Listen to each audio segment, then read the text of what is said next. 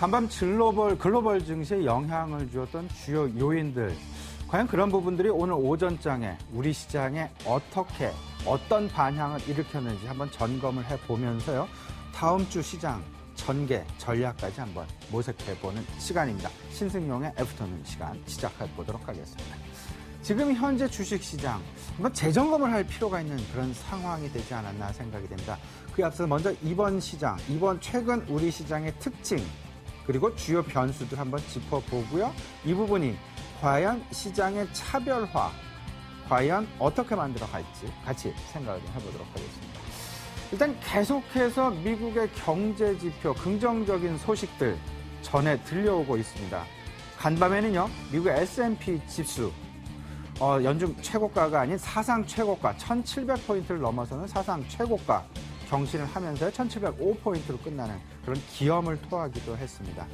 이 배경에 있었던 부분들 한번 짚어보도록 하고요.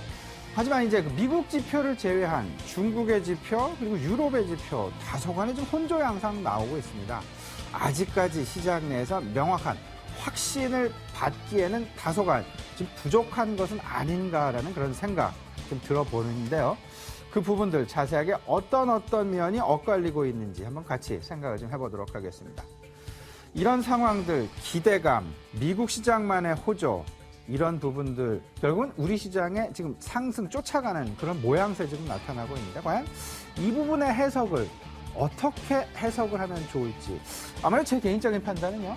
밸류에이션 갭메꾸기 과정이 아닐까 이렇게 좀 생각을 하고 있습니다.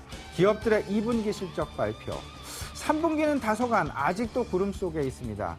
하지만 2분기 실적에 대한 발표 부분, 이 부분에 대한 바닥론이 조금 좀 확산되면서 PBR에 대한 그리고 PER에 대한 생각, 이 부분에 대한 관심이 오히려 어떤 그 밸류에이션에 대한 관심이 전반적인 모멘텀보다는 밸류에이션 쪽으로 시장의 관심이 쏠리고 있는 것은 아닌가라는 그런 생각 들게 하는 대목입니다.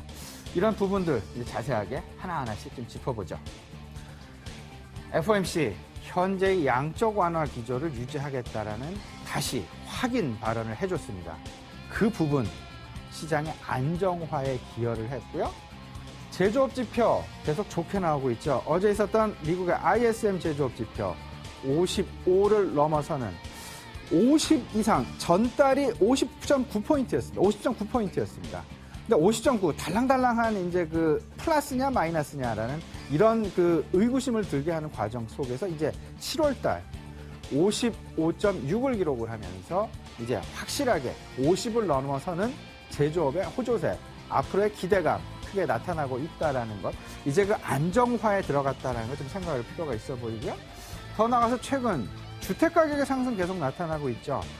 1년 전과 지금 현재 주택가격, 미국은 이미 12%가 넘게 상승하는 그런 안정세 보이고 있습니다. 다만 안타까운 것은 우리 시장에, 우리 주택 경기가 아직 좀 회복되지 않고 있다라는 것. 이 부분이 다만 안타까운 상황이다. 하지만 전체적인 글로벌 경기를 끌고 가고 있는 미국의 주택 경기, 이 부분 매우 좀 긍정적인 부분을 계속 좀 만들어 가고 있다는 것 생각을 해볼 필요가 있습니다. 주택 경기가 좋다 보니까 자동차의 판매도 나름 긍정적으로 나오고 있죠. 14%가 넘는 그런 그 판매 성장률 나타나고 있고요. 그 속을 좀 들여다보면 승용차보다는 픽업 트럭에 대한 판매가 전달에 이어서 이번 달에도 40%가 넘는 판매 증가세를 보이고 있다는 것. 이 부분 주택 경기와 매우 그 영향이 밀접하다라고 생각을 좀 해볼 필요가 있어 보입니다. 미국의 경제 지표 부분 전체적인 여건을 좀 생각을 해보면요. 일단 투자 심리의 안정화에는 분명하게 기여한 것만은 사실입니다. 근데 이제 분명한 좀 아직도 계속되는 불확실성은 남아있죠.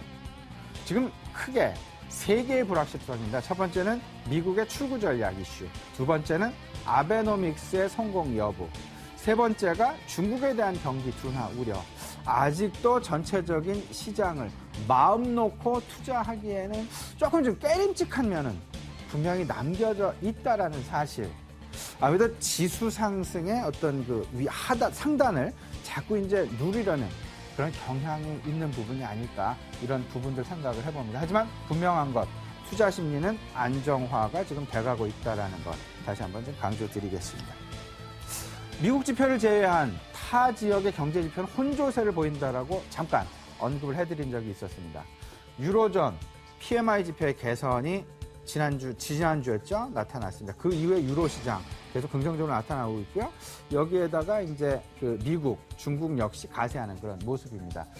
하지만 안타까운 면 여전히 유로존의 실업률, 물론 실업률은 경기 후행 지표입니다.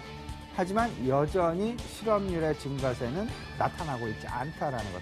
오히려 실업률의 하향세는 나타나고 있지 않다는 것. 오히려 실업률의 증가가 나타나고 있다는 것. 독일마저도 실업률의 증가가 나타나고 있다라는 것. 조금 좀 방향성, 그 경제 지표의 방향성이 다소간 좀 엇갈리는 부분. 아직도 혼조 양상을 띠고 있다라는 것. 제대로 된 확신은 아직 한 방향을 보이고 있지 않다라는 것. 조금 좀 주목할 필요가 있어 보입니다. 중국 역시 마찬가지가 되겠습니다. 제조업 지표. 국가통계청에서 발표하는 제조업 지표는 50을 넘어서는 그런 모습을 나타냈지만 HSBC 제조업 지표는 아직도 47포인트에 머무르고 있다는 것. 한 가지 더 생각을 좀 해볼 필요가 있죠. 대기업들 중심, 내수 기반 중심 기업들의 호조세는 있지만 수출과 상대적으로 수출과 중소기업들의 어떤 그 지표는 아직도 여전히 좀 부진하다라는 그런 사실. 혼조세. 이 부분을 놓고서 신뢰성에 대한 어떤 그 논란이 지금 가중되고 있다라는 것 생각을 좀 해보시면 어떨까 싶습니다. 이런 혼조세를 뒷받침하는 것들이요. 결국은 유로존. 어제 저녁에 ECB에서는 기준금리를 0.5%로 동결을 했죠. 이런 부분들이 아직까지는 확신을 얻지 못하고 있다라는 쪽에 무게가 좀 실리고 있다라는 그런 생각이 좀 들고요.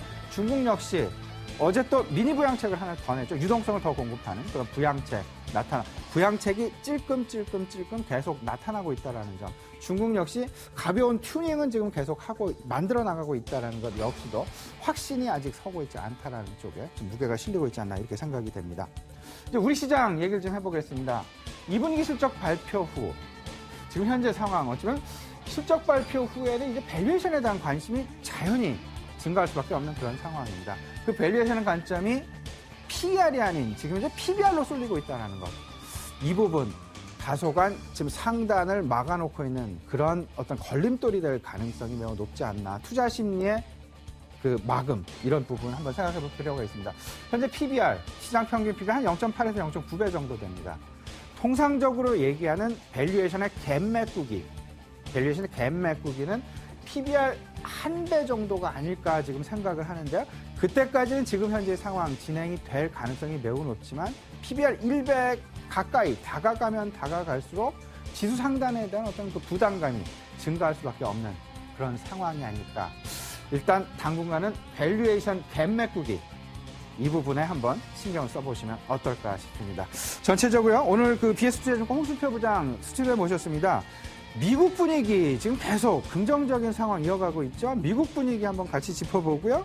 그리고 우리 시장 오늘 전강 후약의 조금 그런 상황 지금 나타나고 있죠.